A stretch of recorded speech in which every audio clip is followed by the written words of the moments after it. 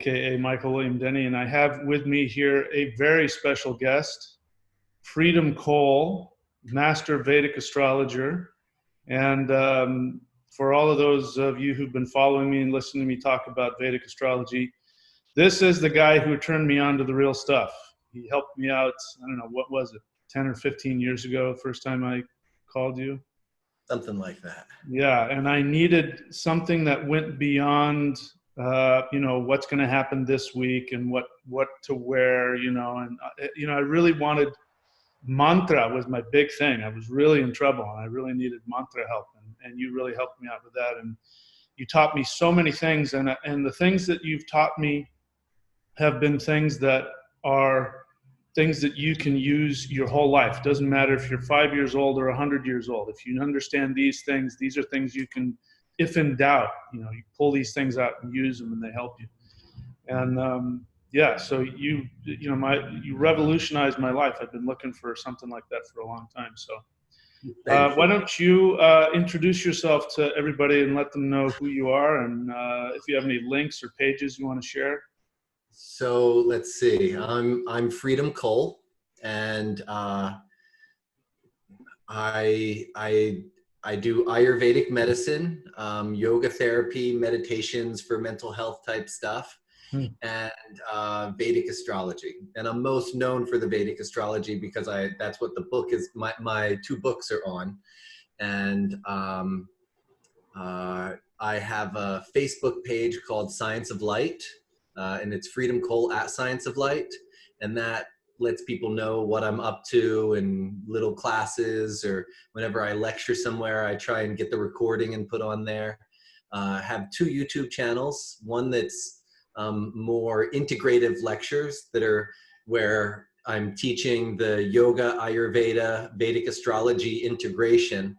And then there's a YouTube channel that's just audios, but it's audios of lots of Vedic astrology concepts and lessons and things of that nature. Just searching Freedom Cole, both of them will pop up. I have two books, and my level one book, my volume one book, is going to have its second edition, its next edition coming out this summer. So looking forward to that. There's a lot of new upgrades and new pictures and fun stuff there. Anything else I should say in an introduction? I think that's the...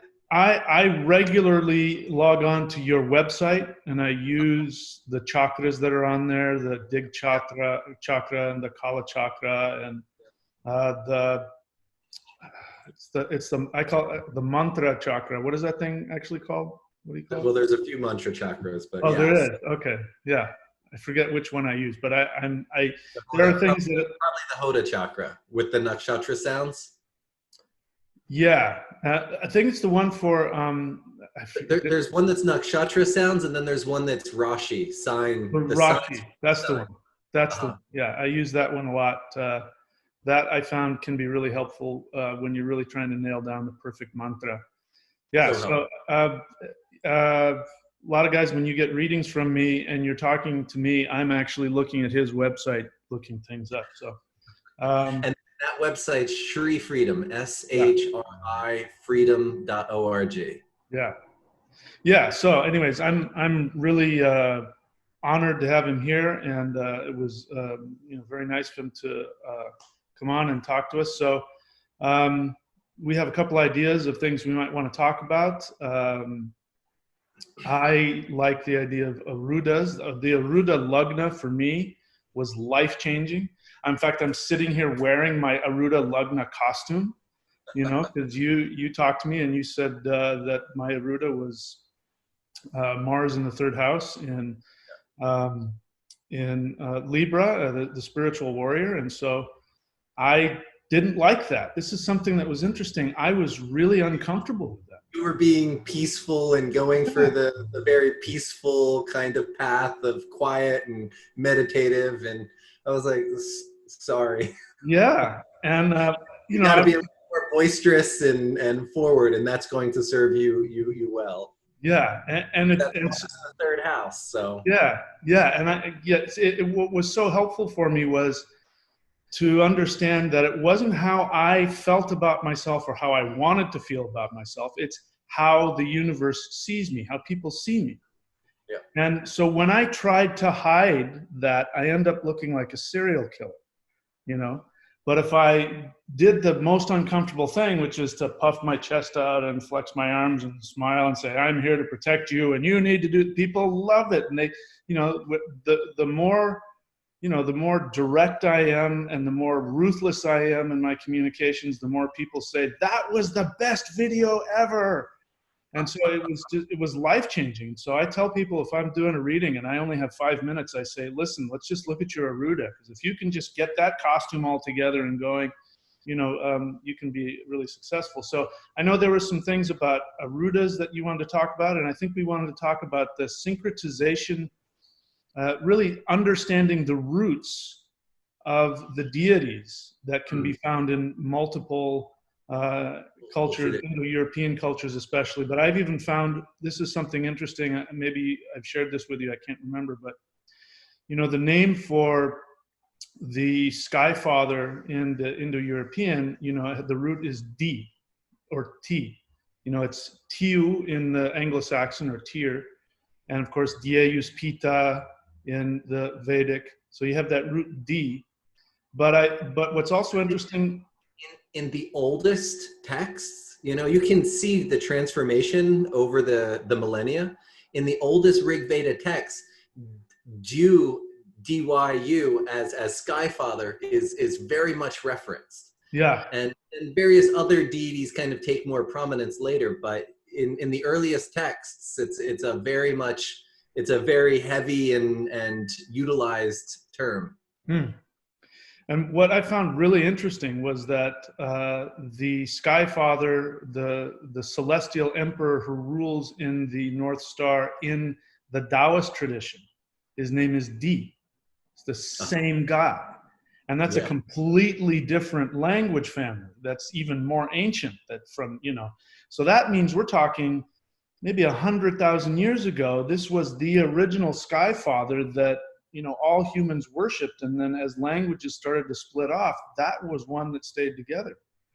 You know, so that kind of stuff I really like. And you've been really helpful with that. You know, you've given me just little hints that I've taken and learned, like, you know, learned who Freya really is. There's a lot of confusion about that. People think Freya and Frigga are the same goddess. And based on what you've taught me, that's not the case. Those are two different words meaning two different things. So these are just the topics I'd love to just sort of turn things over to you. You know, I can certainly talk, but I'd love to hear from you. And I think you wanted to talk about, to expand on my love of the Arudha Lagna and share more, teach us more about what that's all about. Arudas are, you know, and it's an oversimplified analogy that I use often to introduce Aruda. But how I often introduce it is there's those people that are incredible musicians who never become big. And then somehow there's these musicians that, like, what the heck junk are they playing? They become global phenomena. Yeah. And so it just goes to show that what you are and what you do and what you become famous for, or how famous you become, are not the same thing. Just because we get really good at something, it doesn't mean that it activates that Aruda. And Aruda means what we're riding. You know, that's one of the translations. It's like this thing that you're riding upon. So, like, if we look at Thor, his Aruda is his 8-legged horse.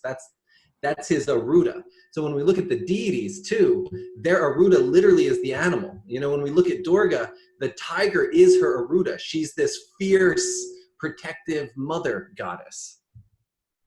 And we get her fierceness just because of her Aruda. So it's an interesting thing that, you know, when we look at the deities, this word Aruda takes on a whole different connotation.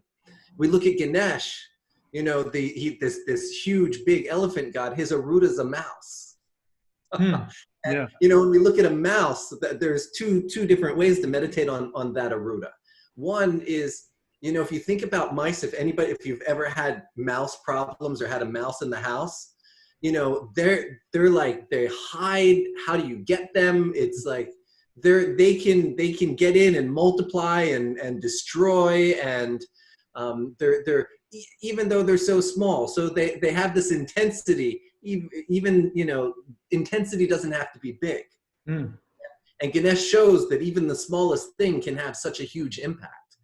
But if we look at another element of Ganesh, and this is again staying with the fact that his Aruda, what he rides, is a mouse. If you look, we connect Ganesh to the south node, Ketu. Hmm. And Ketu rules small machines, yantras. And so watches and other timing devices were directly connected to Ketu, the south node. And computers are connected to Ketu, the south node. And you'll see in trines, people that have strong Ketu are very good with computers, particularly Ketu Mercury makes the modern computer software designer is a Ketu Mercury combination.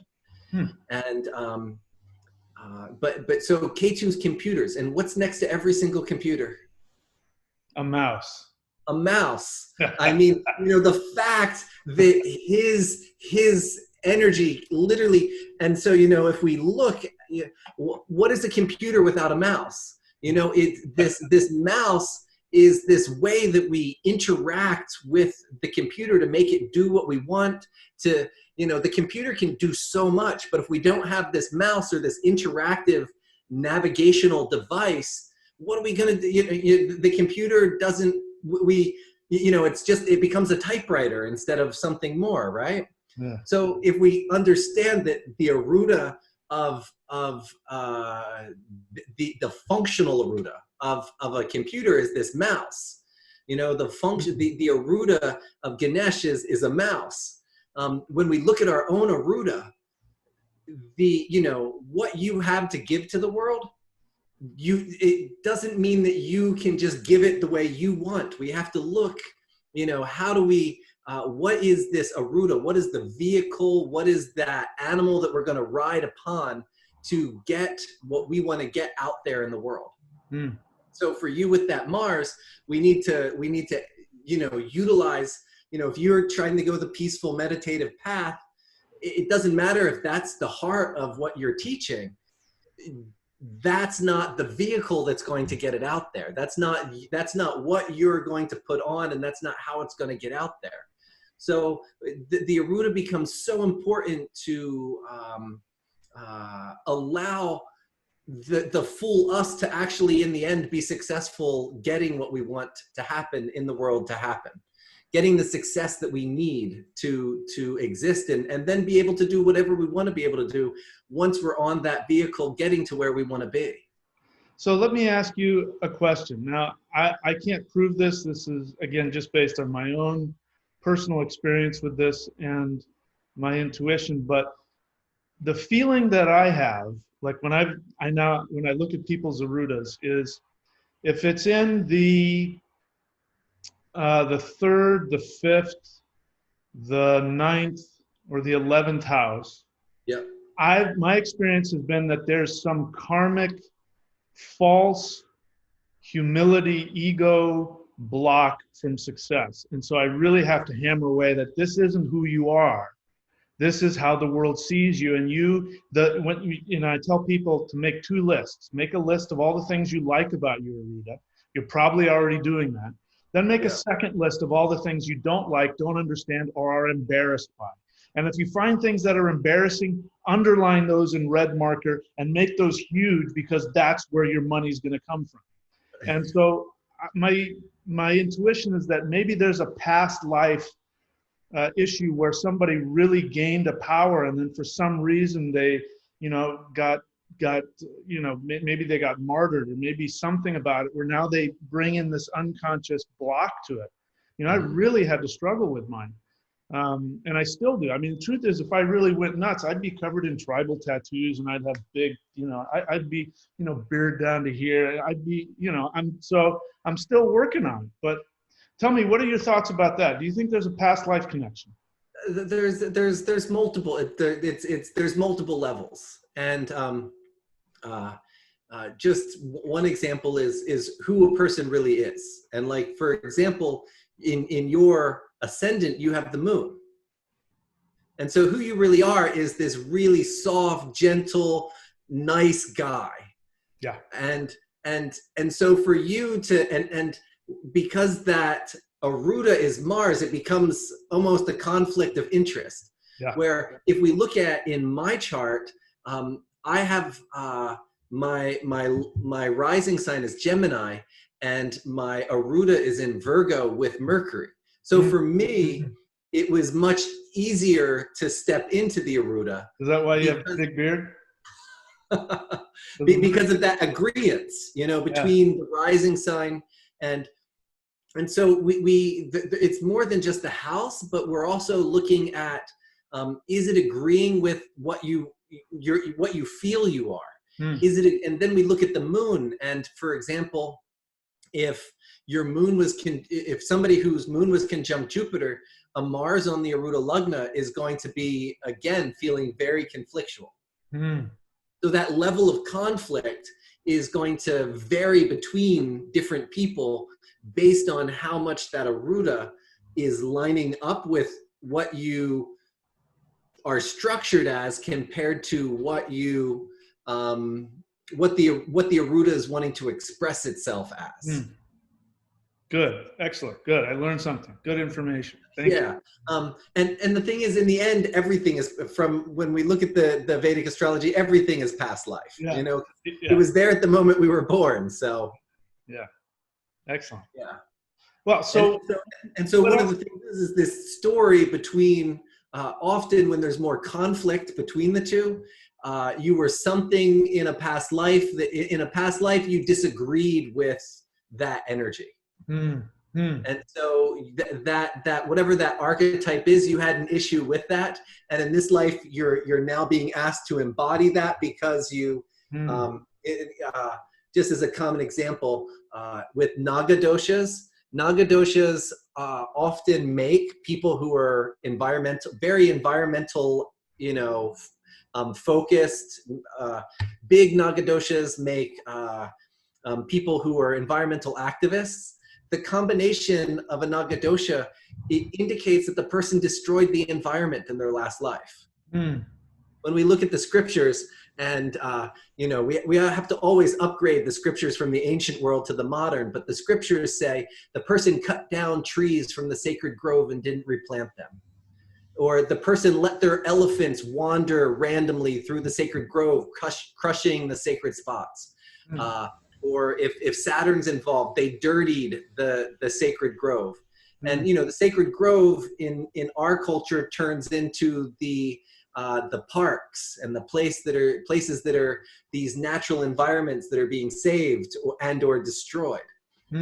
So that person who destroyed the environment in their last life, they come back in this life to be an environmental activist.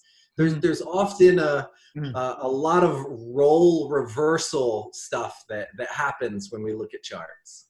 Yeah, I've had the feeling, when I talk about healing powers, and I say to people, just because you have healing powers, that doesn't necessarily mean you're enlightened. It may mean that you harmed and killed a bunch of people, and in this life, your job is to balance that out.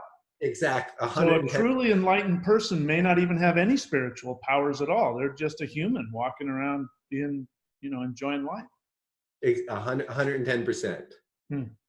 It's often reversal. A lot of times people want their past life to be something of their present that they're aiming for. And if it was, they would have already have gotten to it. There's, yeah. The fact that you're doing all the Tai Chi and work that you're doing, that shows that there was something that you did in your past life of that nature already. Yeah. Somebody who's not doing that kind of work, but they have this strong desire to do it, that shows that, it's unlikely they were that in their last life. Yeah. So it's kind of like the Rahu Ketu balance. If it's more Rahu, this is the first time doing it. If it's Ketu, yeah, we already did that before. So you have the mastery of it, but you have no ego attachment to it. Whereas the Rahu, you really want to master it, and you're still learning, and maybe you've got, a gift for it, but you're still learning and you're still working towards it. Yeah. Exactly. Yeah. But yeah, so Aruda, and that mixing with, is it lining up with what your ascendant is? Is it lining up with conditions on your moon?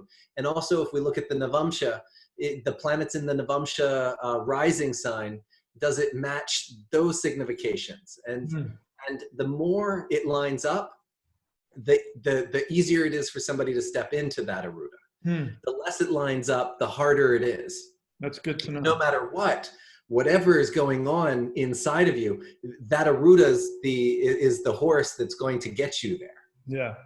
And I've even found with mine, if I look at, if you have like a planet in there, it kind of makes it easier, because then you can see exactly where the planet is sitting on what nakshatra, and then you can go in and really look at the nakshatra. And so, I really just started dialing into mine, which again, I don't understand. I'm getting the feeling, not to be careful how I say that, but it wouldn't be my first instinct to just simply shoot from the hip and rant on camera. That sounds like, we should really edit it and do it right. But that's how I make my money, and that's what my Aruda is saying. It's saying, no, shoot from the hip and bam, and straightforward and rant and keep saying it over and over again like a news broadcast or something. And that wouldn't have been my first instinct. So it's really just it's an amazing science, and that's what I love about Vedic astrology, is that really when I'm doing a reading and I know I'm on the right track, when I'm just telling people what they either intuit or already know, and I'm just giving them permission to be who they already know that they are. And that's how I know this thing is a science. 110%. Sometimes you even get the tears coming, because they're like, I've always, that's what I dreamed of doing, but that's not what my mom let me do. And, right. And you get these people saying things of that nature. Yeah. So did you want to look at other things besides the Arudha Lagna, or? One of the things that is often overlooked with Aruda is, as important as the Aruda is the seventh house from Aruda. If there's more planets in the seventh house from the Arudha Lagna, those planets will be having an impact also on what allows a person to rise. Okay, because they're looking straight at it? The seventh house from the Arudha Lagna is called the Dwara, the doorway. It's this thing that you want to do in order to, it's like the gateway for your horse to get out there on the raceway for. And in your case, we don't have any planet there, but it is the ninth house, and the ninth house represents world views, dharma, spirituality, concepts of ideologies. And so if, looking at some of the things you talk about, you're talking about ideologies, so you are using that doorway even without a planet being there. And that's just by nature. But some people, we have to really, say, nope, you got to go through this doorway. We need a little bit more of this in order to get some success in your life. So generally speaking, if, a planet of obstruction like Saturn or something would be opposite that, would that indicate that maybe they discipline or some challenges getting through that door? It's the Saturn and Mars and Rahu in the seventh create a lot of obstacles getting through the doorway. Got it. So that just makes me ask, does that mean just in general the seventh house? Does that mean your spouse or seventh house signification? Because it's a Arudha Lagna, it's not the spouse. No, I'm just saying now in general, does that mean the seventh house? Does that mean your spouse is a doorway to your ego? Am I overthinking that? If we look from the rising sign, on a certain level, the spouse is the doorway to what we call the Kama Trikona, the realm of pleasure. So the spouse is your doorway to get your desires satisfied, both on a physiological level as well as a social level, as well as a children level. What's as well as a home that's filled. So that seventh house in the rising sign has a strong impact on it. It's your doorway to get to the realm of your desires fulfilled. Am I oversimplifying by wanting to go, oh, the seventh house from any house is the doorway for that house? Is that? It is the doorway, Okay. but it's the doorway for what that thing is significating. Yeah, right. But particularly when we look at the Aruda and all Arudas, you know, we got the Arudha Lagna, but then you have the other Arudas, and the Arudha Lagna, it really has a very strong impact on the axes. So, and just as a simple rule, you know, we use the Aruda of the 8th house to calculate when somebody's going to die. And in the calculation, you look at the strongest, that is the A8, the Aruda of the 8th house, or its 7th house stronger. And whichever one of those stronger, you look at that trine and you find the most malefic trine, and that's the month the person dies. So, you know, we're always using the axis. If you look at the Aruda of the 6th house, you look at which axis is stronger, and the trines from that Aruda of the 6th house will show you what ascendants will show up as enemies. And you can look when people have court cases and things of that nature, that's the ascendants. Those are the ascendants that are going to cause people problems. So that axis with Aruda becomes really, you know, the Arudas, they have, because of their reflective energy, you know, they are a reflection. And so that 7th house becomes very crucial for them. Very interesting. Very interesting. You know, when I talk to you, and I've shared all this with all my subscribers, but when I talked to you, I was married. First time I talked to you, I was married.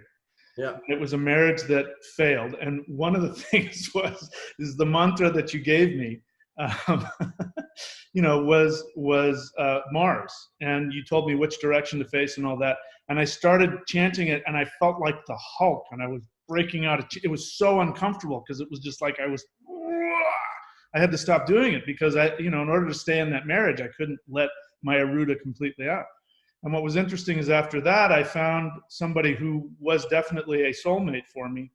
And she was, I was looking at the Arudha Lagna or something like that. And she ended up being directly opposite my Aruda. And her function was, throughout the whole relationship, was she was reflecting back to me my Aruda. And my income went through the roof. I figured out who I was and where I was going. Because the house that she came from was the 7th house from your Aruda, she was somebody who activated the doorway to your... Absolutely the case. Sadly, she passed away. But I really, when I looked at all that, I went, oh my God, she is just staring at my Aruda, and you know, it was like, oh, no wonder.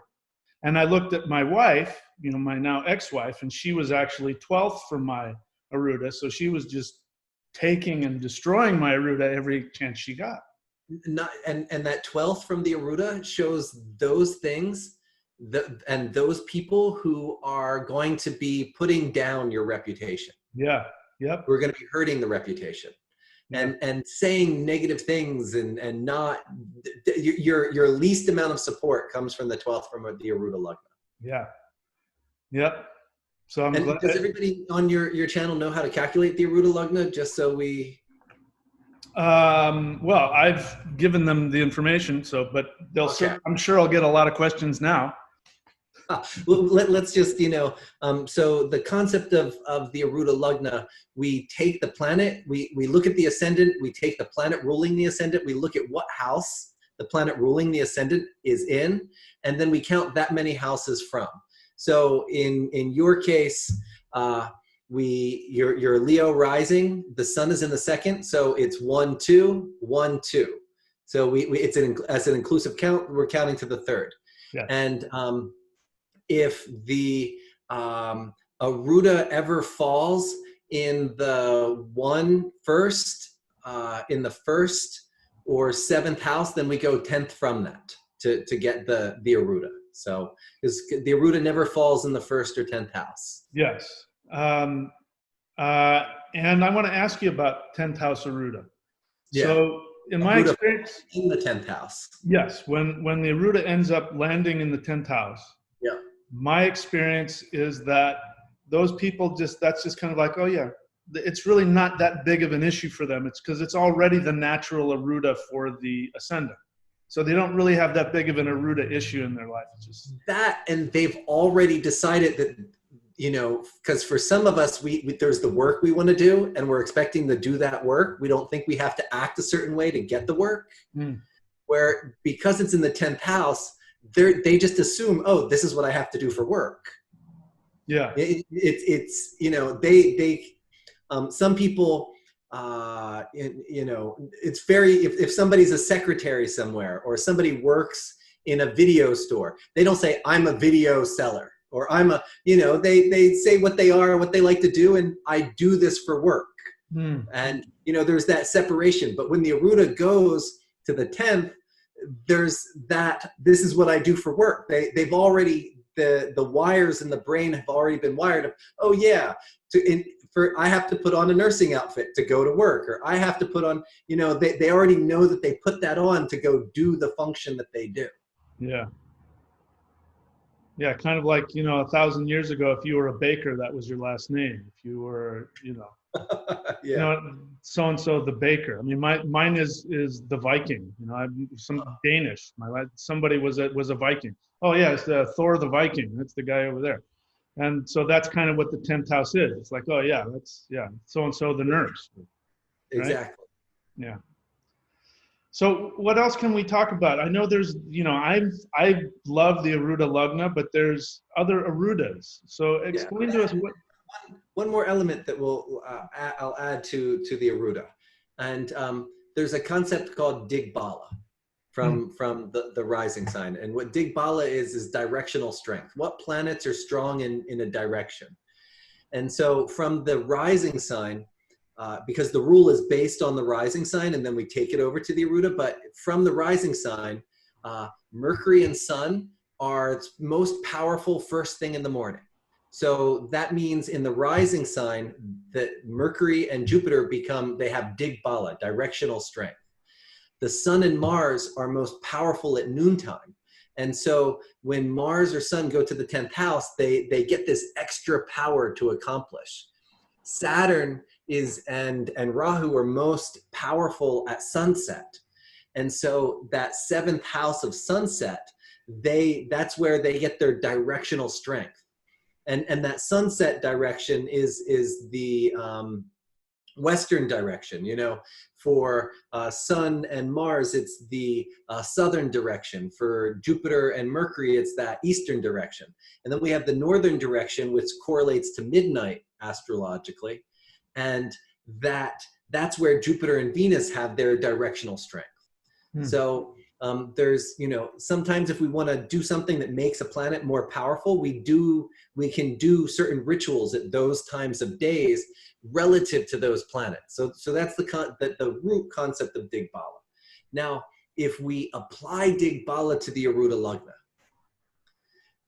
we can take the English word, in Sanskrit it's Kendra, the 1, 4, 7, 10 from the Arudha Lagna. What's the Western word? It's corner. It just looks like corner, so that's what I call it. Okay, so Jupiter and Mercury, they're the most powerful in the Arudha Lagna itself to easily manifest their results.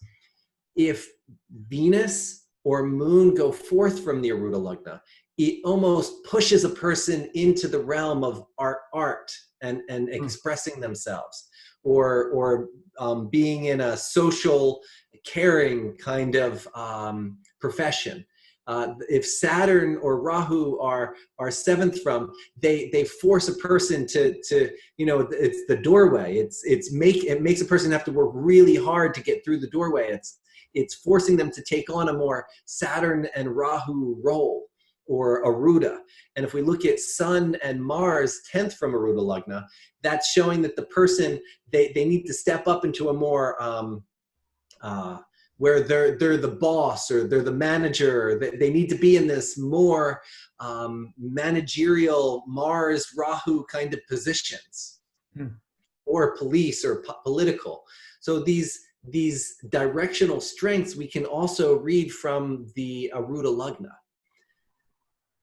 And it's a very interesting one, because then you get the situation where, like, what if the person has the Arudha Lagna in the third, and then you have Moon in the sixth. So we have fourth from the Arudha Lagna, we have the Moon Digbala, but it's in the sixth house. So you bring in a whole nother dynamic of how easy it is for somebody to get on that horse and accomplish, you know, what they need to accomplish. You know, and that's an interesting, this again, it's so incredibly helpful, because you could end up with something that is a strength and a power for you, but if you don't know how to understand it, then it's like having a Maserati in your garage and not using it, you know? Yeah. Yeah, I mean, you know, I mean, this is totally unrelated, but I'm hitting that point in my life where I'm really glad I've got retrograde Saturn in my sixth house in Capricorn. I'm really digging that. Whereas you go back and talk to me when I was 12 years old, life was really tough because of that retrograde Saturn in the sixth house. I had just enemies just pounding me. But, you know, now that's turned around, and it's, you know, it's keeping me strong and healthy and alive. And this is one of the great things. Activated the Aruda. Yeah, that too. Yeah. Because your Aruda wasn't activated, that Saturn, you know, everything else wasn't giving you its full impact. Yes. Yeah. Wasn't giving you you weren't being able to relate to it in the most beneficial way. Yeah. Yeah, and it's, again, you got this gold mine and you're not using it, you know, and you know, and again, and for me, my experience is that if somebody isn't living their Aruda, then the shadow side of it is going to come out. Yes. So for me, I try and be soft and you know, unintimidating, and I look like the most frightening serial killer you've ever seen. And so it's like, you can't escape it. You can't. That's why it's such a karmic thing. You try and escape it, it's going to bite you in the rear end. But if you own it and just get your ego out of the way and realize it's not about me, it's not for me, it's for them.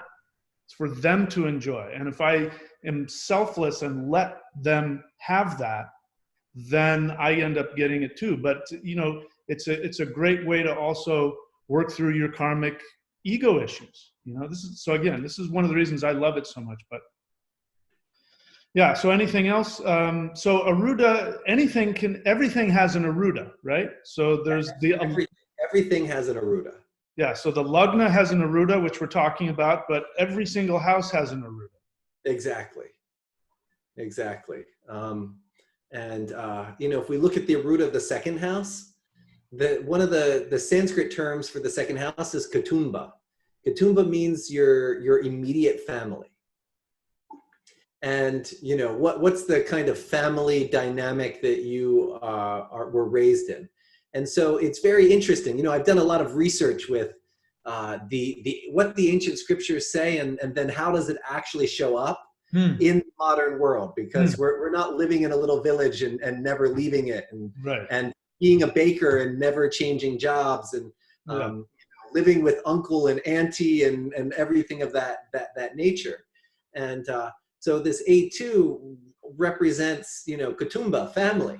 And all my research, I wasn't getting this, you know, I wasn't getting exactly what I really wanted out of that A2. And then I started studying the people's friends. And, you know, in the ancient world, your friends were your cousins and your brother and the sister. That's who your friends were. But we live in a very different cultural dynamic. And, you know, some people move out of their house at 18 and never look back. Some people do, some people don't. But, you know, a lot of people in the modern world, they go off and they find the people that they feel fit in with. And then those people become like family to them. And so that A2, the Aruda of the second house, A2, that's the, you know, nomenclature, short form. So the letter A and the number 2, in case people are trying to understand. The number 2 stands for Aruda of the second house. And so that will often show what kind of people we're choosing to become friends with, that we're choosing to surround ourselves with, the people that we're seeking to be our community. And you know, it's like for you, for example, you could seek out Tai Chi people to be your community. You could seek out Viking people to be community. You could seek out the healing. So we have these options of who is it that you're really, even though you're doing multiple things, who is it that you're going to be spending the most time with, creating community with, and that Aruda, the second house, denotes that. Hmm. So for me, that would be in the 11th house. Yeah. Yeah. Okay. And Yep. and Yep. and you have your north node there, so it shows a lot of, but it's exalted. Yeah. It's an exalted north node, so it shows you like the people that think different, that you know, yeah. The people that don't fit in, Yep. Interesting stuff. Yeah, that makes a lot of sense. I'm going through a Rahu return. I've got a Rahu sub period going on. So Rahu's going crazy right now. Crazy. And so that's going to show lots of changes in the community that with you right now. Yeah. And you see how we see it as our people community. We don't see it as our family anymore. In the ancient world, those people around you would be your family, your cousins, your brother, but it's just not in the modern world anymore, at least the modern Western world. So yeah, that was my experience with you as well, is that you were able to take the ancient scriptures and say, oh, this is what the scripture says, but this is what it means now. That was one of the things I really enjoyed. You're able to take this stuff and make it practical for today. And that's you know, one of the things about the you know, I have 2 one-year-long courses, and you know, the people that you know, there's people that have been practicing astrology for 10, 20 years that take my course and get, you know, still blown away by the course, because what I do is we learn something, then we go into the scriptures and we read what the ancient scriptures say, and then we come back and we interpret it. And so we're going back and forth between the past and the future, and then we're looking at charts and seeing, this is what they say, let's look how it shows up. And so there's this integration that happens. And that integration doesn't you know, if we are just using one person's English translation, and we're not looking at multiple translations and reading the text and seeing the context, we don't have the context to be able to say how this shifts. Like, for example, if you just read in a book that Naga doshas make it so that people don't have children, have a hard time getting married, might have financial issues, depending on which house it goes. You know, those are the 3 main things that a Naga dosha. And Naga dosha means when Rahu enters a certain afflicted situation. And if that's all you got, then how can you know, it becomes hard to interpret. When we go back and look at the context that it's being taught in, it's being taught in this context of destroying the natural environment. And you know, the spirits of the environment are considered Nagas. Almost like the Chinese have the water dragons, the earth dragons, you know, so that dragon is a Naga in the Vedic tradition. And so those spirits of the elementals, of the natural places, of the trees and the wells, you might poison them in this life, but they'll get you next life. Yeah. They'll take away the thing that you want the most. Yeah. You know, they can't impact you that severely in this life because you have a certain karma, and that karma either is making suffering or protecting you. So, but if when we go back into these texts, and that's one of the things that in my year-long course I teach people how to go into those traditional texts. And then it alters our ability. But that's one thing that, and you know, talking about Arudas, right? So my Aruda has Mercury and Sun in Virgo. So this is a combination when Mercury and Sun are conjunct in Gemini, Virgo, or Leo. Those 3 signs. And those 3 signs, Gemini and Virgo, are the signs of Mercury, and Leo is the sign of the sun. So when the sun and Mercury are conjunct in one of those 3 signs and positioned in a place that impacts the person, It's called Mahapandita Yoga. It means a person who's a great scholar. Hmm. And so that's what I have on my Aruda. So, it's that scholarly path that I have to represent in order to allow my Aruda to rise, allow myself to rise. So, my teaching has developed in a very scholarly format. Hmm. Yeah. But yes, well, you're definitely wearing the costume for sure. the scholar. And if you look behind me, it's the Yeah. books. Yeah. It's the pandita. It's the scholar combination. Yeah. If I had a scene of nature behind me, it would not activate that scholar combination. It wouldn't be promoting. Yeah. And promoting, it wouldn't promote me to fully step forward and be who I am. Yeah. So yes, so the A2 community. Another a very interesting one that I did a lot of research with is the Aruda of the 10th house. So the A10. Hmm. And the A10, they say career. The scripture just gives the word career. That's all. It doesn't. And then the word career is just karma. The work. That's all it says for A10 is the work. I mean, what the heck can you get from that? And so I spent a bunch of time researching the Aruda of the 10th. And when I was researching the Aruda of the 10th, because I thought, my first interpretation of the work was maybe it's going to show what kind of career your line you're in. So I got 10 plumbers. I got the chart of all the popes. I got the chart of a handful of presidents. I got the chart of, multiple different professions. And I got 10 of each of them. And my goal was, okay, so I have these groupings of careers. Now let me see, what do these careers have in common? Is it the house that it's placed in? Is it a planet that's with it? Is it the sign that it's in?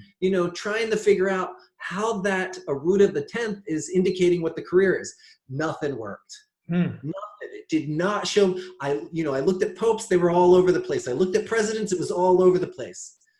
And I spent hours working this and collecting more charts because I thought maybe I don't have a big enough selection. I'm not seeing what the correlation is. And then it finally came. If we look at somebody like George Bush has K2 on his A10. And if you look at him, everybody, the big memes were, he said something wrong. He looks like a silly guy. Oh, he's made this mistake, So he's a president, but the Aruda of the 10th was not showing what his job was, but it was showing how people see him doing his job. So you got the difference. And then I looked at Jimmy Carter, and I can't remember exactly what he had, but he had a combination that, again, it made it so that people didn't respect his work. And Jimmy Carter did great things. But, he didn't get any. And then I looked at Bill Clinton. And Bill Clinton, he was like loved around the world. Everybody thought he was great. Did Bill Clinton really do that much? But everybody loved him. He had a saxophone. And he had, I think, like Jupiter and Moon on his A10. So everybody loved him, thought he was doing a great job. It didn't even matter what he did. People just thought he was doing a great job. Huh. And so I started, and then I looked. And, there was the Pope, I can't remember his name now. There was this Pope a decade or so ago who was really famous. Everybody loved him. Yeah, I don't follow popes. The popes. But there was this one Pope that he was he entered mainstream. Before him, popes were non-mainstream. And he was a Pope that kind of made the mainstream. He would make the news. He would, people talked about him. All the Catholics loved him. Even the other Christians loved him. And he had these beautiful beneficial planets with his A10. And so I started looking, and so I called up the plumbers, and I started asking questions, and I called up the electricians, and I had a bunch of computer programmers too. For example, the Sri Jyoti Star. It's this Vedic astrology software.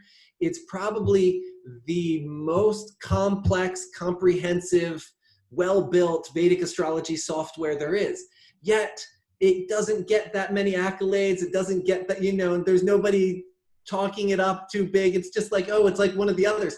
And it's so far above the others, and he, on his A10, he has the South Node.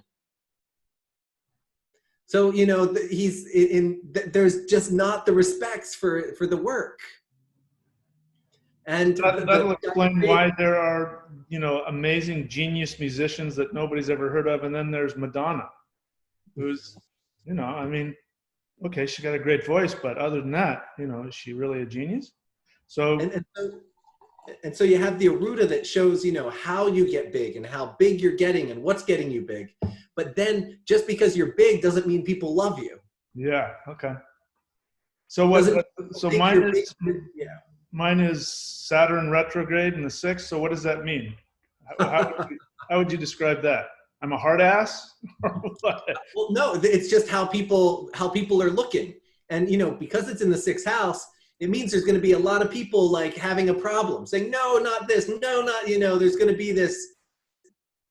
There's like people want to come up and fight with you about what you're saying. That's true. Yeah. Instead of just sitting there going like, wow, I'm so happy you're bringing this out. Wow, I'm so happy you're like if you had Jupiter there, they'd be like, wow, look at what stuff he's sharing. Look, I can't believe he's reviving this in such a good. Instead, there's this fighting against what you're doing. Okay. And so one of the key things about Arudas is Arudas are active while we're alive. When we die, the Arudas die with us. And just the natal chart is there. So sometimes that's why, you look at some of these, and it's most drastic among painters. We don't see it in other professions as much, but you get these painters who died starving, and then after they've left this world, their paintings are selling for millions of dollars. Mm-hmm. And so this is an Aruda and an A10 issue. The Arudas did not let them have the fame and money in this life. If they maybe had followed those Arudas a little bit bigger, like for you, you have that fighting combination with your A10, and you have Saturn, you have Mars on the Arudha Lagna.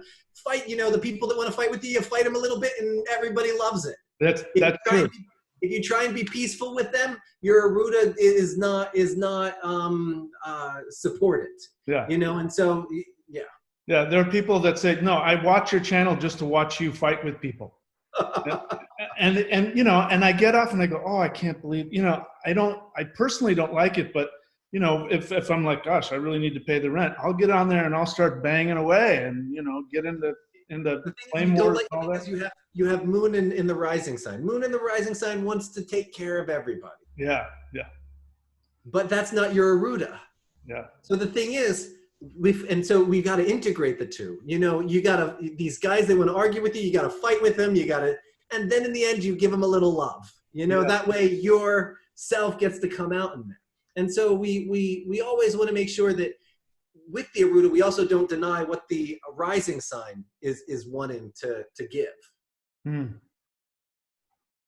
Very interesting. But yeah, so think about these painters who died. I mean, was it Monet? One of these painters who died. All of them.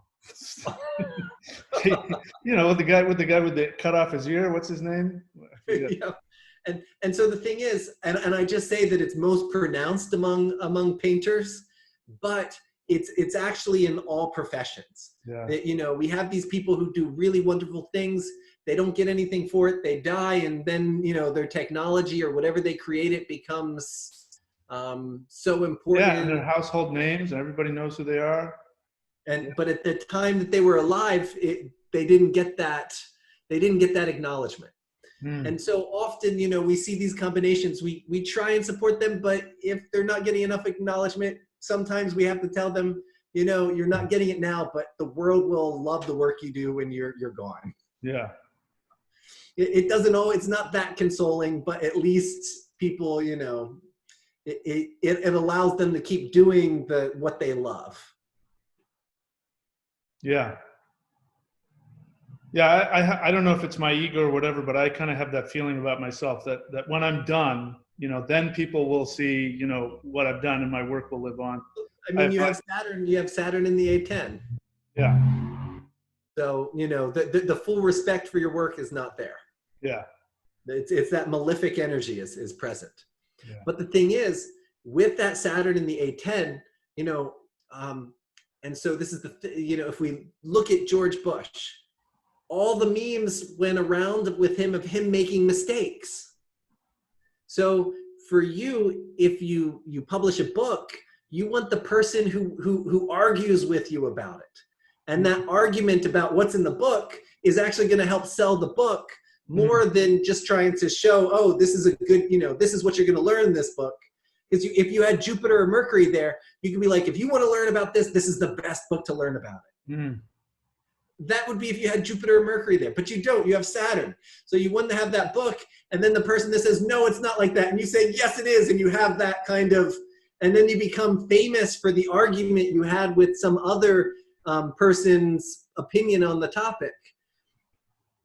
That's good to know. All right. But so you see that A10, it's how people see the work that you do. Yeah, yeah. And it's the reputation of the work. Say again? It's the reputation of the work that you do. Exactly. Yep. Interesting stuff. Yeah, man, this science is Vedic astrology. I mean, I don't know about Western, but Vedic astrology, I mean, it just, the depth and the intricacy of the sciences. Yeah, I mean, I can't even imagine anybody being able to completely, totally master all of it in one lifetime. It just seems so amazing. And at the same time, it's also very holographic, where you can focus on one part, but that one part will then, if you just focus on, like the Aruda, if I just want to master the Aruda, you can just use that as a way to look at everything in a chart. It still will get you to everything. And it doesn't matter, whatever somebody's drawn to. And the big thing is, I mean, if we really trust the science, if somebody masters Arudas, somebody else masters the Atmakarika, the soul, the soul planet, and they become so incredible at looking at soul planets compared to somebody who becomes so incredible at looking at Arudas, the people will be able to look at the person, look at their writings, look at how they're advertising themselves, and they're going to come to the right astrologer that they need for that time of their life. And that's one thing that, a lot of times with my students, I really, because, particularly in the beginning, students are like, I'm not, particularly when they see me do astrology, and I say, hey, when I'm with my teacher in India, I feel the same way. I know I'll never be at his level. He's, when he was 8 years old, he was learning from his grandfather, who was the royal astrologer before the British, left India. And so, we have this, there's always better, and we want that better to be inspiring us. We don't want that better to limit us. Yeah. And if it truly is a spiritual science, then it means that there are other master beings working through us. And so we may think we only know this much and not realize that when we're talking about that little thing, there's this whole... That's exactly what the person needs. That's exactly... You might only be able to be good at this one thing or this one area, but whatever guides you have are working with the guides of that person to make sure that they come to you to get the information that they need at this time. And even times when I've made huge mistakes, and we're looking at a chart and I've, calculated something totally wrong. And then afterwards I'll realize, but now that I look back on it, I wouldn't have known to say those things to that person, and they really needed to hear that.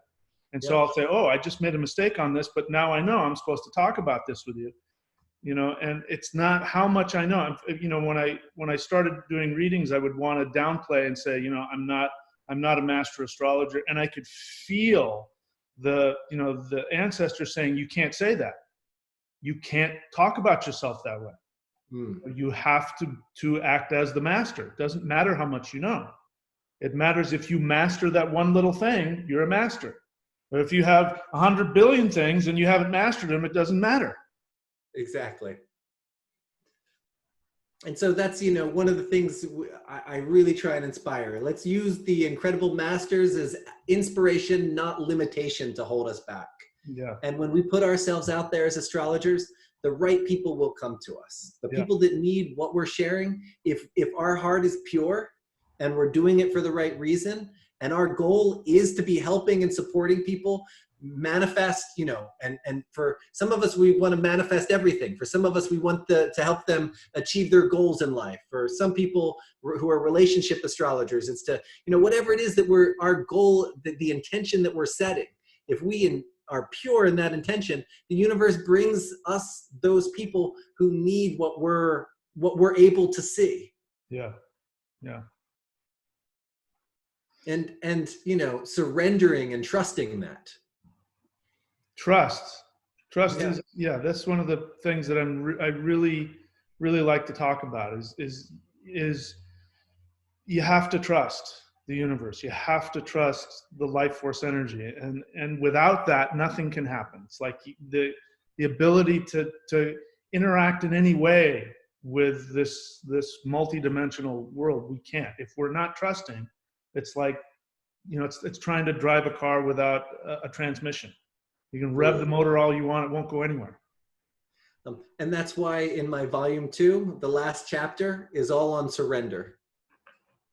It's K2 remedies and surrender. And I end that book just on the different, because the Vedic teaching, there's 6 different forms of surrender.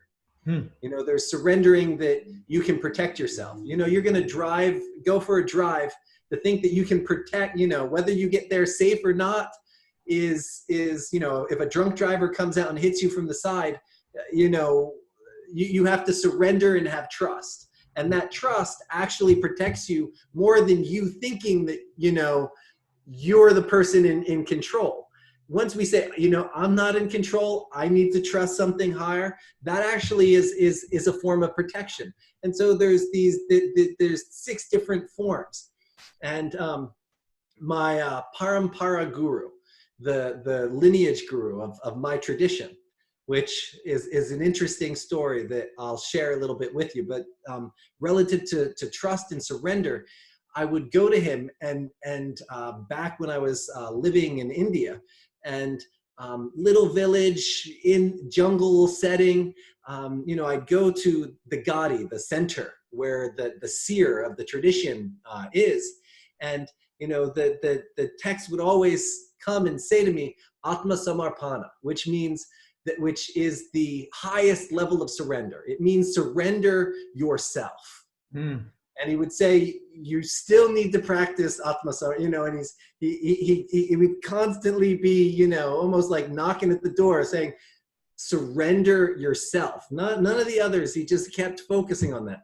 And, so there was a lot of meditation at that time of just get what I think is right, get what I think I need to do, get what I think, get that out of the way and listen, and sometimes people get confused with what they're thinking and the listening to that greater knowing that lives inside of us. But the seer of the tradition that I'm in, it's an interesting. Do you know anything about the copper plates and the tradition? No, just assume I don't. Yeah. Yeah. So the head of Parampara means lineage. And so there's always, like, for example, you're of the thunder, it's thunder wizard astrology. So you will, in 3 generations from now, when your students have students, you'll be what's called the Parampara guru of the thunder wizard astrology. Because now you have a line that makes you your guru, your students, to your students, your guru, to your students, your param guru, to the students, you become parampara guru. That's the terminology. And so starting a line that is different than what's come before. And so the parampara guru of the tradition that I'm in, he lived in the 15th century. And he was a saint, and there's all kinds of stories about him. And that's some of his stories of magical abilities and things that he had. You know, he had certain superpowers, and he lived to over 100, wrote tons of books, and he left, when he left body, he left, and actually this is a picture of his samadhi right there. Because when he left body, he left, you know, sitting in meditation, and then they just took mud cloth, wrapped around him until it was a dome, and then they put eyes and a mouth on it and a crown, and, you know, you can go and do puja. Wow. Over to, you know, but he left these copper plates, and I'll show you what, when I say plates, what I mean. So this is a bamboo leaf manuscript right here. And when you see how this is how the ancient books were. And so it's written inside, and they're these very thin, you see how thin that is? Yeah. And when they read, you take the string off, and they're strung together. And you take and you turn and you read a page, then you read a page, then you read a page. So this is the ancient, you know, way that books were done in India. And so this is a bamboo leaf manuscript. Now the copper plates, it's the same, it looks just like this, except instead of bamboo leaf, they're thin sheets of copper. And at his time, he had a book that was copper, he had a book that was silver, and he had a book that was gold. And the leaves inside were each one, and each one had a particular power to it. And I spent a lot of time with the seer who has the copper plates. And what we would do, me and I studied with an astrologer named Visti Larson. And me and Visti lived in India with our guru. And, you know, on weekends, we would take a taxi into this area where the Gadi was. And we would go, and we were younger, so we would sometimes ask some silly questions, you know. But we're like, what's it going to say today? And you go, and you there's a rock, you think your question, you put it on here, the seer divides it. And the copper plates, if you opened it up and looked, there's nothing written on them. You would think your question, put the rock on the copper plates, he would open it, it would be filled with literally inscribed in the copper. And it would say, your question is, and it would tell what the question you were thinking is, inscribed in the copper. And it would say, the answer is, and it would tell you an answer. And sometimes, like if you were sick, it would say, the medicine for you is verse 14, Charka Samhita of da-da-da-da-da, you know. Or, oh, for that, do the meditation in Patanjali Yoga Sutras verse, and it would give, and then it would, you know, short answers like that. And so when I would go, it would, you know, the message it would always continue to tell me is Atma Samarpana, like surrender yourself, get out of the way. And, you know, after I got a little older and better at, you know, asking questions of the text.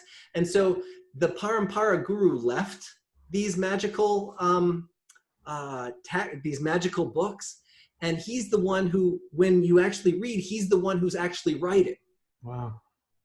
So it's literally his words. And the language is 15th century Odia. You know, he's still talking. It's almost like in English, it'd be like as if you were reading something in Shakespeare's writing.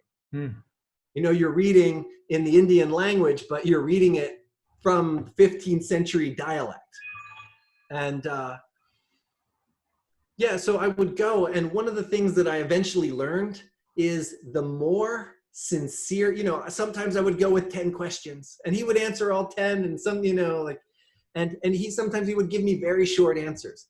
But later, as I got older, I would go with more sincere questions. And sometimes it was just one or two, and, you know, just things that were really, you know, heavy on my heart, because once after I stopped living in India, I couldn't go all the time. And so I'd fly to India. I'm only going to be there for 2 months. And only being there for 2 months. I'm going to only go see the seer one time. And so, you know, that question, I would ask the burning question. And that sincerity of my question, the answers were so long. They were like deep, and they were, you know, so the more sincere I came, the more sincere the Parampara Guru was, and the more he would teach. And you know, I remember at one point, he gave me this teaching. I was asking, I had just started teaching, because my guru said, you know, it's time for you to go teach. You know, you're done, you're learning, go start teaching. And so I started teaching, and there was a lot of confusions coming up for me at that time. And I was teaching and reading, and, you know, I was stepping into that being a full-time reality. And, you know, one of the teachings that I got at that time was, when you sit down with a person, see God inside of them. See that, you know, inside of everybody's heart is God. You know, divinity lives in, see God inside of them. Know that God is inside. You know, there's this other part of them that's present, but God is inside of them. God has brought them there to you, and that divinity that has brought them to you has brought, you know, there's no mistake. And then remember God inside yourself. And then, you know, and then follow the rules. Simple teaching, but it you know, the alteration of not just seeing that, oh, some person has come to me. You know, if you see, oh, some person has come to me, what you know, we're working at this level where what has my ego learned? What has this ego coming and wanting? If instead we look and we see that there's divinity in this person, there's this soul is a spark of the divine that has everything it needs in it. And so it's being drawn to you, just like a bee is coming to, can smell a flower and knows that there's pollen inside. And you remember that divinity in yourself, you're in the same place. And exactly, you know, they've come for what you can see. And they've come exactly when they need to hear it.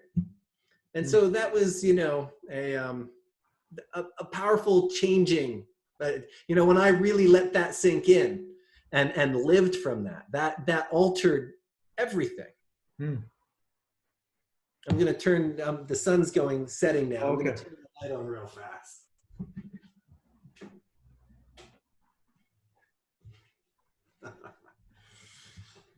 Oh, yeah.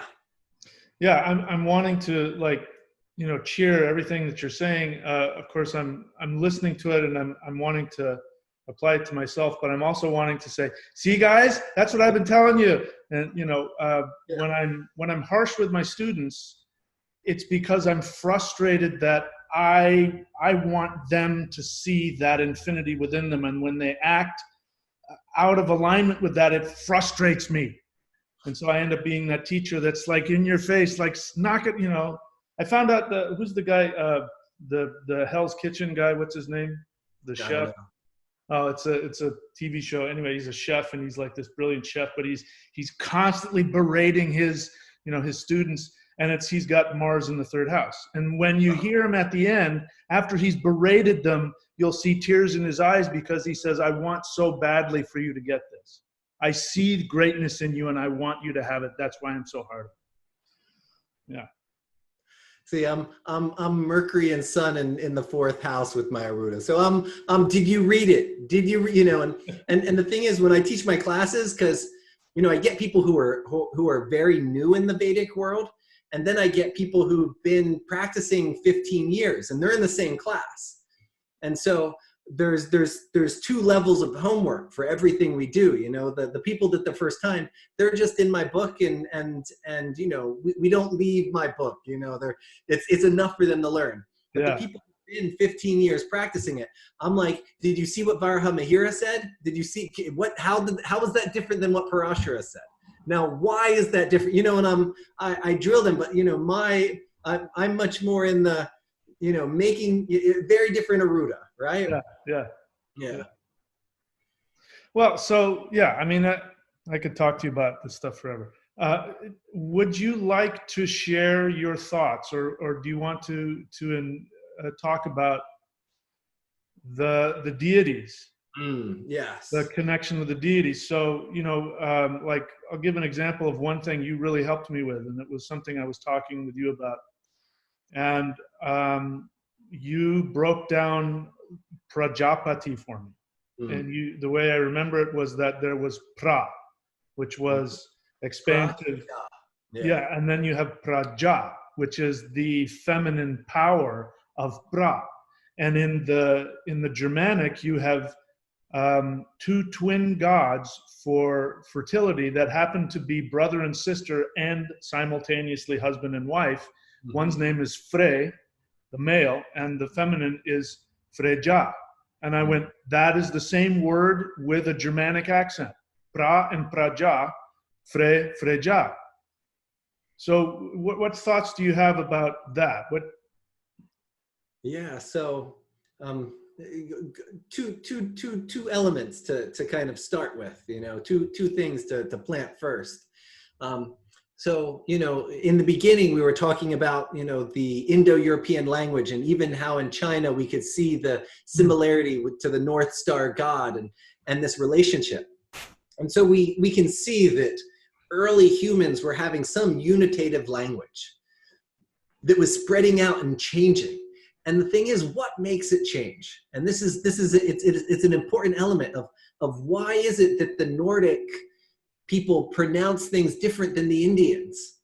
And if we just look at the English language, and there's a concept from linguistics that every 200 years, language there's this alteration that happens every 200 years. And it's very interesting because it lines up with the Ayana movement of the nakshatras, of which element of the nakshatra is rising at the spring equinox. So it's an interesting thing. Wow. That separate topic there. But so we can see language shifting every 200 years. And if we look at the English language as an example, you have British English. And, 200 years ago, the Brits, they conquered more than half the world. And so we have, and when we look today, you have American English, there's South African English, there's Australian English, there's and that British English, and they're very, even though at this point, it's only 200 years, so the first shift has happened. You can listen and know where a person, you hear somebody talk English for a while, you can know where they're coming from. Even, I'm in California, but I was born on the East Coast. And, people catch sometimes me saying things that they're like, you're from the East Coast, because they know that the words I'm using are used on the East Coast, not on the West Coast.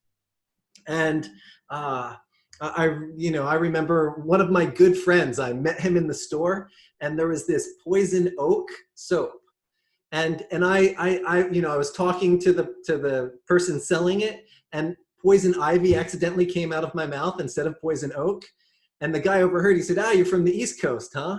Because I said poison ivy instead of poison oak. Just, I called because we don't do poison oak on the East Coast. It's more poison ivy. And so he was able to catch.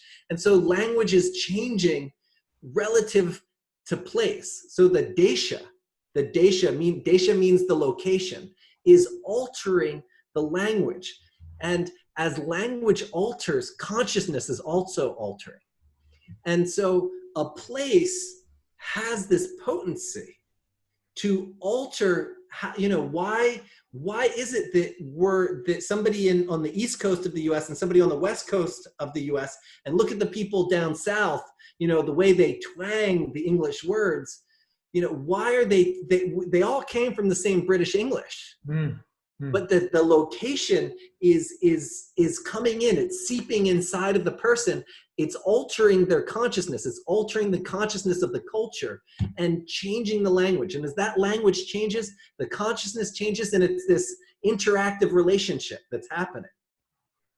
And I'm saying this is before we get into deities, because there's a very similar correlation. Now, we can looking on the external level, I'm looking inside. If we look outside all these different locations, the plants change. Even sometimes the same kind of temperate environments. If we look at a temperate environment in Mexico versus India, they're the same temperatures, but different flora is growing. The frequency of the location has invoked, the plants have, over millions of years, have completely developed in a different way. Mm. And so we like to think that we're separate from the environment. Mm. But the environment is impacting us. And just as plants over millions of years were altered, over centuries, as people live in a certain area, the language is being altered to that area. It's altering the consciousness. Now, how this goes back to deities, if we look, we have in astrology, we're working with astrology is the astral. We're working with the realm of astral, the causal archetypes that make everything in the universe exist. They're the causal keys of which everything is coming through. There are these frequencies. But those frequencies, even if it's the same frequency, we take the frequency of father. Father is an energy, that which fathers, which guides, which protects, which is making sure there's a roof over the heads, which, what a father's supposed to be frequency. Now, some people have that frequency disturbed and they're not being good fathers. But, we see that based upon this archetype of the sun that's representing father. Now that archetype, you take it to India, you leave it in that culture for a few thousand years, it's going to take on a persona, just like the fauna, the plants of that area develop in its own way, and the language is altering and shifting, and it's going to alter and shift. We take that same energy into Sweden and Finland, we leave it there for a few millennia, it takes on a whole different frequency. The language is shifting, the consciousness is shifting, and that deity is as well taking shape in the culture, in the cultural archetype with the people. It's a very interesting, when we look at, why is it that this one God is shared by all these cultures, but that deity, it's fully taking on the clothing of that culture. Yeah, one example that I really enjoy, and maybe you'll be able to fill in some of my intuitions here. The god Odin, whose original name was Woden, and he. I tell people want to say who is Odin, in the gods, and I say he's a mercurial aspect of Shiva. Mm-hmm. And we know that in two ways. One is because, as you know, Shiva, in the Vedic times was just an epithet of Indra, and then he became his own. He arose as the highest of the gods. Around the same time, we have this same Indo-European group of people who, all of a sudden there's this god that arises that no other Indo-European people have, and his name is Woden. His name is Ug in the Germanic. In Sanskrit, one of the names of Shiva is Ugra. And here we have two deities which we know didn't, like you can see, Freja and Frey are, descended from the same place as Prajapati, right? But here's this Woden and Shiva, they're not connected in a historical way, but they share the same name, Ug and Ugra. And my thought process is that this was a shift of the consciousness of everybody, and it was erupting. Even though these are two related Indo-European cultures, they're erupting in different places, and yet you can still connect them on a language basis. And that's kind of like what you're saying. I mean, I'm sure there was other things going on with nakshatras and all that other stuff. The whole world was changing. But then there was also the land is bringing up. One is Shiva. He sits on top of the mountain. Because how that frequency arises and alters in one area is going to be slightly different in another area. Yeah, because Woden... You take that same energy of Mercury, it's a Legua in the Orisha tradition. Yeah. It becomes Thoth in the Egyptian tradition. So that same energy, each culture with their own language, their own location, takes that energy and is putting their own clothing on it. Yeah. Yeah, and it's still like you know, Woden would be the god of that place. If you wanted to go, you know, and anywhere in the, you know, ancient Germanic language areas, he's going to come out of the ground. That's the guy who's going to show up as Woden. You know, there's nothing more Germanic than Woden. Shiva is, you know, is the Himalayas. You go to the Himalayas, Shiva's going to show up. That same energy will manifest accordingly. And so the thing is, we have to understand it's the same source energy, but when we put on different clothings, just like our Arudas, there's an alteration of what we're getting. You know, when we look at the Alegua, you know, it's coming from this West African culture that is so embodied, that is so musical, that is so passionate. We're getting a passionate form of this mercurial energy. When we look at it in the Nordic tradition, that same energy coming up as Woden, we're getting this. I mean, there's a certain level of harshness that. Oh yeah, absolutely. Yeah, he's just crazed with his awareness. It's the and you know, only the cold climate is going to bring, you know, he's that energy in the cold climate. Yeah. You take that same energy to India, where it's warm and it's this devotional, ritualistic culture, and it again takes on the form that it takes there. We go to China, and you know, so every place is going to invoke its own form of the deities.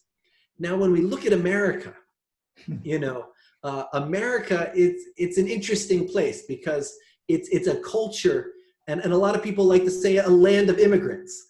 But what they don't realize when you say America, land of immigrants, or even Australia or South Africa, is this wasn't empty land before. You know, this is land that was built on a genocide of the people that was here before. And so there were gods, there were spirits, there, you know, and then we put this other culture on top, and that culture, even if it's completely unaware of the previous gods that were here before, those gods are still impacting the consciousness. They're still altering the language. They're still, and the thing is, it doesn't happen in one generation. It doesn't happen in 200 years. It's going to take 1,000 years. But what's happening in America and some of these changed places is we're getting this new cultural mix. We're getting this new consciousness, and the gods do need to take on a different clothing. They you know, and some people like to be very traditional. And like, no, it has to be exactly like it was 2,000 years ago, you know. But look at Jesus. I mean, Jesus was a African, Egyptian-looking Jewish guy in Israel. You know, back then, you know, like, he had dark, frizzy hair. You look in a church in Europe, and a picture of Jesus looks like he's a blonde-haired, blue-eyed guy. And so, and, you know, a lot of people are like, oh, he's not a deity. He's a deity. You know, Jesus, this God, this Christian God, has morphed to fit the European consciousness. And so it's very interesting. You know, for me, I think, you know, I wish I could live 1,000 years to watch the evolution happen. Though, you know, in other bodies, hopefully I'll remember, but you know, the gods are going to shift and alter in our new modern world. They're the same gods. They're the same archetypal frequencies of what they represent. And what they represent, we know based upon the planets, because these are the core planetary 9 frequencies that everything else is matrix and hologrammed from. Yeah. And, you know, so that's why I have a lot of, you know, you came to me 10 years ago. I have a handful of Orisha priests that I work with, a handful of Druid reconstructionists that I work with. I work with a few Buddhist lamas who are, you know, they're trained very traditional, but they're like, if I do and follow exactly what my teacher did, it's just not going to work. The people won't learn. It doesn't fit. So adding in movement, adding in community stuff, adding in, some of these Tibetan lamas are changing the way. And some of the Tibetan lamas are like, no, this is not official. But we're in a new place, we're in a new culture, we're in a new consciousness that's altering how practice is being done, how the gods, the clothing that they're wearing. And so to me, I see you and your role, you're one of these people who is in the position of bringing the gods forward, because if they don't fit our consciousness, they die. And that is the end. And one of the things that India has kept its pluralistic pagan culture alive for millennia is because they inbuilt into Hinduism is adaptability. There is this realm of being able to be adaptive. And if we look at some of the traditions that have died off, most of the time in those traditions, there was not room for adaptability. One of the things with India is, there's so many different traditions living aside each other. I can take every single planet and give you a form of Shiva, connect it to each planet. I can give you a form of Vishnu, connect it to each planet. I can give you a goddess, connect it to each planet. And then if I can take one of those goddesses and I can give you different forms of that goddess connected to the planet. I can take, and so the astrologer and the foundation of how powerful how central of a role the astrologer plays in India. Because the astrologer is coming from the realm of these archetypes. And so can sit there and say, oh, Wudin, he's just like this form of Shiva. He's just like this form of Vishnu. He's just, he plays this role of this planet. And so, when Christianity came into India, they're like, oh, he's just like an avatar of Vishnu. We can throw him up with one of the avatars. And, the Christians are like, no, he's the only. And they're like, what are you talking about? There's 24 different forms of Vishnu that we worship. We can throw him in there too. If he's God's son incarnate on earth, that's what Vishnu does. So so there's room in the paradigm to bring in new, make room for alteration. And so there was this ability to subsume whatever came in, not replace with what some new came in. And some people are very hard on some of the more modern Western desire to take from other cultures, and they call it cultural appropriation. And in some forms, if there's a disrespect being done, it is cultural appropriation. Right. If it's being done in a respectful way where a person is having connection to Supreme, to call it cultural appropriation is very, it's almost more backwards prejudice. So it's this funny realm where we have to be, in a role like you and a role like me. It's a very gray line that we have to be careful with. Yeah. But we have to subsume. We have to bring in. We have to make the gods relative to the modern world. If I take these techniques in astrology and read them only like they are in 2,000-year-old texts, they don't mean anything in people's lives if I don't update them. Yeah. And the gods are updating as well, because the form we give them is created by culture. The energy that they represent is eternal and beyond everything. And that the form that allows us to get to that core frequency that deity represents, that's what matters. If we get in touch with what that energy, that divine force of Mercury is, then we've been successful. Whether it's traditional looking or non-traditional. Did the connection happen? And to me, that's when I talk to people, when I work with people, it's my bottom line is does it work? Yeah. Does the astrology work? Is the God you're working with, does it work? Did you get the result? And there's certain, we call them lakshana, the characteristics that arise when when a person worships a certain god for a period of time, there's certain qualities that come. For example, if somebody is worshiping the war god, you know, when you stand before somebody who worships the war god, you don't even want to talk. It makes you become quiet. There's a certain energy that war god, he silences you because of his force. Somebody who worships Shiva very intensely, there's this strength that develops in them. Somebody who worships Vishnu very, you know, for an extended period of time, there's this softness that comes in them. There's you know, and if you look at Krishna, there's many different traditions of Krishna worship. There's some more Jehovah's Witness style Krishna worshipers, and then there's some more tantric, very non-traditional Krishna worshipers. There's many different, but either one of them, if they're worshiping Krishna, whichever methodology they're using, if their worship is successful, there's almost this feminine energy that comes over them. Yep. Yep. And so you can see if somebody's been successful with their worship by the nature of how it's altering who they are. Yeah. And so do we argue over the name we use, the form we use, whether the picture is traditional, or do we focus on is your connection to this force being successful? And one of the things of a tradition is a tradition is started by somebody who's making a connection.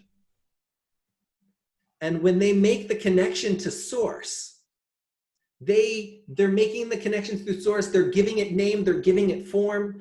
And if they can take that and give it to somebody, and they connect to source by this form that has come, a tradition has begun. And this is what's important for the old gods to remain alive in our modern culture. And the old gods are coming back. Christianity is, you know, people are very unhappy with the church. Yeah. You know, the lack of critical thinking that is being forced upon the people. And in the 15th, 16th, 17th century, that was okay. You could tell people, stop thinking, have faith only. And it worked. But we live in a realm where you have to integrate critical thinking into your spirituality, or else your spirituality is not relevant to the modern world. Yeah. And the old pagan religions, they have room for critical thinking. We have myths. We have one god has two myths that contradict it, you know, or that are slightly different. And you still can have both, because you don't take it. You're not saying that this really happened. Maybe it did really happen. Maybe it didn't. You're looking, what's the teaching in it? There's this fluidity. There's this allowance of metaphor. There's the critical thinking of looking at the metaphor, looking at what the deity is teaching us. What is this representing? We can look at these deities on a multi-dimensional level, and we're not told, don't be critical thinking, don't be, you know, we're not limited, we're empowered. Yeah. And there's some form of Christianities that are bringing that in and opening that up, but as a whole, there's a major, you know, they're trying to keep people in the past, trying to keep things as they were, and not upgrading. You know, when I first started doing this, you know, it was not my intention to be, you know, a neo-heathen. I didn't even know such a thing existed. I just had this experience with Mother Hulda, which then opened me up to this whole thing. And I came to realize, oh, this is my ethnic tradition talking to me. Because I was talking to my guides. I was out walking in the woods, and I was frustrated because my Taoist teacher had shut me down, and I'd been kicked out of the sect, and I really wanted to meet with the Grand Master, and I was so upset. And so I said, you know, you guys have called me to this shamanic path, and I, you know, I'm tired. I give up. I'm done. If you want to teach me, go ahead. And then I just said, if there are any ascended masters of my own ethnic tradition that want to teach me, I'm open. I don't even know why I said it. I didn't even mean it when I said it. It just came out of my mouth. Next thing I know, I felt this power around me, and they said, are you serious? Because if you're serious, you got to, and I know when a teacher says that, they're about to hand you some power. So you got to own up to it. So I said, yes, I'm serious. And then they said, okay, hang on. And then all this stuff started coming. And then this is, around the time that I first contacted you. And then these heathens, as I'm going on thinking, I'm going to talk to other people who are worshiping the old gods, and they're like in a totally different universe. I don't know what the heck these guys are talking about, and they're slamming me big time. And I realized that they're taking the old Christian dualist, two-dimensional understanding, literal understanding, and they're trying to paste it on Thor and Odin and all that, and it doesn't work. And so what I tell people is that it doesn't matter if you grew up in the Western culture, even if you weren't religious, you've been programmed to think like a Christian from the Middle Ages. And so and what they want to do is they want to look at things in that dualistic, literalistic way. And I said, we have to look at the only existing Indo-European tradition that has an unbroken connection into their prehistory, and that is the Hindu tradition. And the Hindus, like you said, it's an evolution of the Vedic. It's not like the Vedic was, it's an evolution of the Vedic. And so I've always said that if our European ancestors had not converted to Christianity, you would have a version of the Norse pagan gods that would look a lot like Hinduism in that sense. You talk to a Hindu, this, and you say, is there only one God? They'll say, yeah. You say, are there many gods? Yeah. Is Ganesha real? Oh yeah, Ganesha is very real. Is Ganesha just a symbol? Yeah, he's just a symbol. It doesn't matter. You can't pin them down. And no matter how you look at spirituality or deity or divinity, they roll with it, and it's all wonderful. And the more you give to it, it's the same and many, and it's only one, but there's nothing, and then there's everything. They love it. So this is where we would have gone if we had allowed that to happen. It's where it was. Yes, and that's one of the things I say. You want to recreate the old Norse pantheon? Go study Hinduism for a while. Go study Yoruba for a while.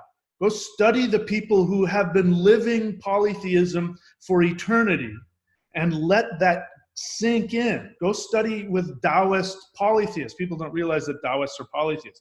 Go study with them for a while. Let that mess with your brain, and then come back. And that's when, after training with Taoist masters and learning how to understand the symbolism in their text, and after having studied yoga, and after all that stuff, and with the Yorubas and all that, then it was only then, when I met you, I was just turning 50, that I picked up and looked at the Norse mythology, and I said, oh, that Thor's talking about Qigong.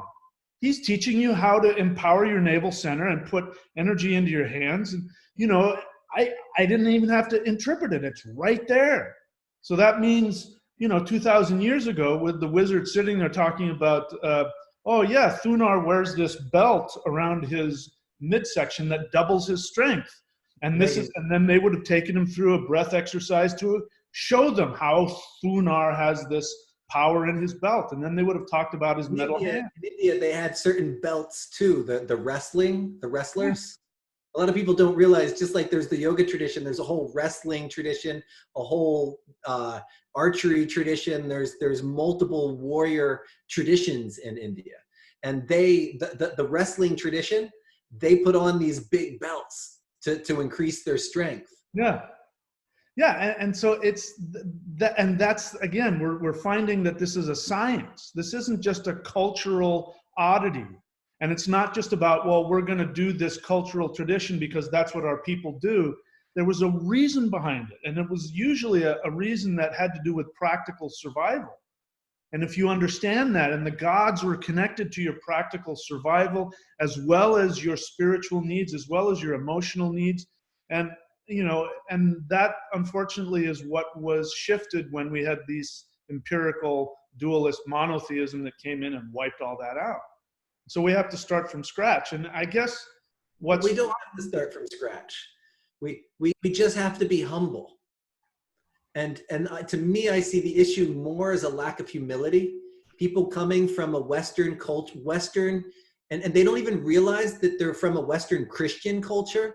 They don't understand that there's a Protestant, Catholic underlying view of how they're seeing things. Yeah. And so then when they go and they look at things, they're interpreting through that lens. Yep. Without realizing. And luckily, I think it was the Yoruba tradition that you studied some that allowed you to break from that. And so, you know, and unless you humble yourself and stop thinking, oh, Western European culture is the most intelligent. We're rational, we know. And interpreting as you know, it takes a certain level of humbling, looking at some of these other cultures and not trying to put your view on it, but, you know, standing, you know, to understand means to stand under, you know, to take humility and listen and to try and get what's being communicated by some of these polytheistic cultures that have remained polytheistic. And if we listen with humility, the transmissions happen. Yeah. Excellent stuff. Wow, man. This is, first off, it's been, you know, a real honor and a privilege. And, you know, I haven't talked with you for a while, but think about you all the time. And I think even in my astrology certification course, I make it required reading that they get your book and read it. And, you know, just again, it's hearing, actually sitting and listening to you expound, and, you know, I can feel the depth wanting to come up, and I can feel the mastery, you know, I can feel it stretching behind you for, you know, really long.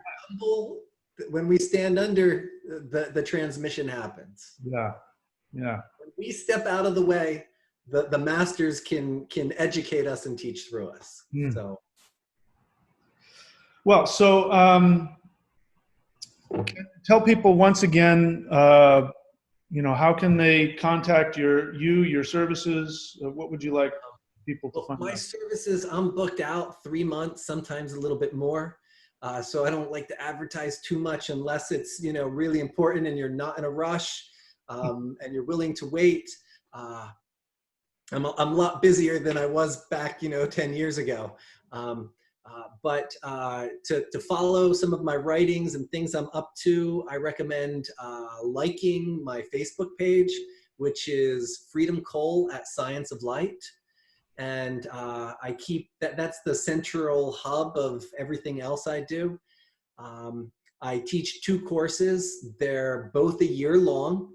And even if you've been doing astrology for 10, 20 years, you're still going to get something out of it. You're going to get in touch with the scriptures and everything of that nature. Yeah, and 2 YouTube channels. You can search my name on YouTube. And one that is a little bit more my yoga, Ayurveda, Jyotish integration lectures. And another one that is, and you know, I have 2 lectures on, or maybe it's just one. I have a lecture on cultural appropriation and working with Hindu gods and goddesses. A nice one that, you know, some people that watch your channel might want to hear, you know, because I talk about, you know, what are these conditions? And it's important as we are working with gods and goddesses and polytheism, particularly if you're white, to understand what is cultural appropriation and how can I be respectful of these other traditions, and utilize them in a way that is not appropriating them. Because, you know, you get some people that are overdoing the cultural appropriation reality, and then you get people who are terribly cultural appropriated. And I think if we fully understand what that is, we can find that middle ground of healthy working with deities from other cultures. But that's available on my integration YouTube channel. And yeah, it was nice to meet all of you. Yeah, so much. Yeah. Well, thank you, my brother. And Spending some time with you, brother. yeah, thank you so much. I really appreciate it. And yeah, anyway, I'm so grateful, and I have such a tremendous respect. And as I've said before, your work with me, even though, it's been a long period of time, the time that you spent with me was absolutely like a fulcrum. My life just switched, and I've still benefited from those sessions that we've had. The God inside of you was brought you to the God inside of me, and at the exact right time. So there's all surrender to that. Yeah, yeah. All right, my friend. Well, thank you so much. I won't take up any more of your time. I know it's getting starting to get late over there. I'll let you Yes. relax and spend time with your family. And Until next time. yes, and health and strength and luck to you and to yours. And yeah, let's keep in touch, please. I'd like that. Sounds good. All Until right. next time, take care. Okay. Good night.